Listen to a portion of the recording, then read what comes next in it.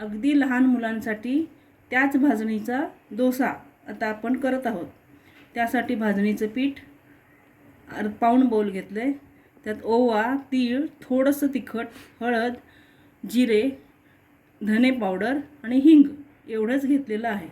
आता ते आपण भिजवूया आणि आपल्या आवडीनुसार मीठ। हे पिंक सॉल्ट आहे त्यामुळे हे असं दिसत आहे।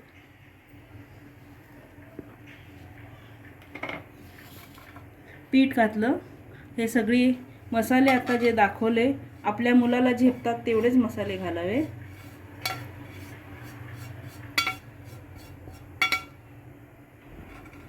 आणि ह्याचं सरसरीत पीठ भिजवावं।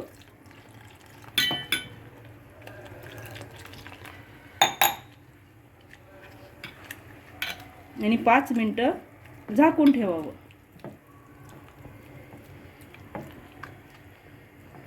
पिठाची कन्सिस्टन्सी ही इतकी पातळ हवी, जसं आपण नीर डोसा वगैरे बनवतो त्या पद्धतीने। त्याने हे फार कुरकुरीत आणि छान होतात, लहान मुलांना आवडतात। तर कृती बघा। प्रथम तेल किंवा तूप तव्याला लावून घ्यावं। आमटीच्या वाटीनेच मी करत आहे, जी सर्वांकडे असते। आपल्याला हवे तेवढे पीठ घेऊन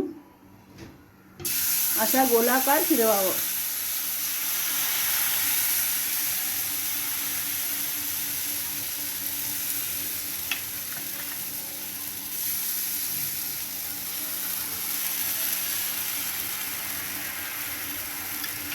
ह्याच्यावर पुन्हा थोडंसं तेल किंवा तूप सोडून 1 मिनिटच वाफ द्यावी, कारण हा पातळ आहे फार।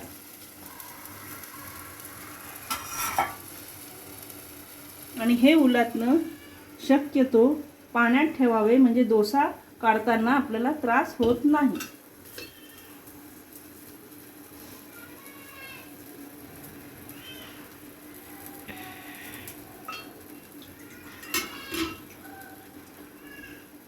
मी अशा प्रकारे हे पाण्यातच ठेवून देते। तुम्ही दोघं काय लांब चाललाय का?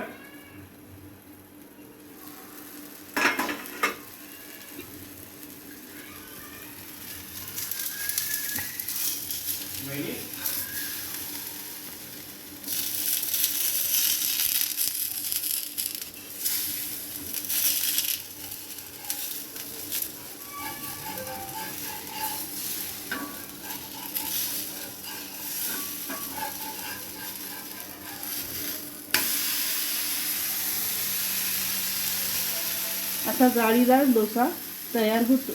हा पहिलाच डोसा असल्यामुळे थोडा असा झालेला आहे।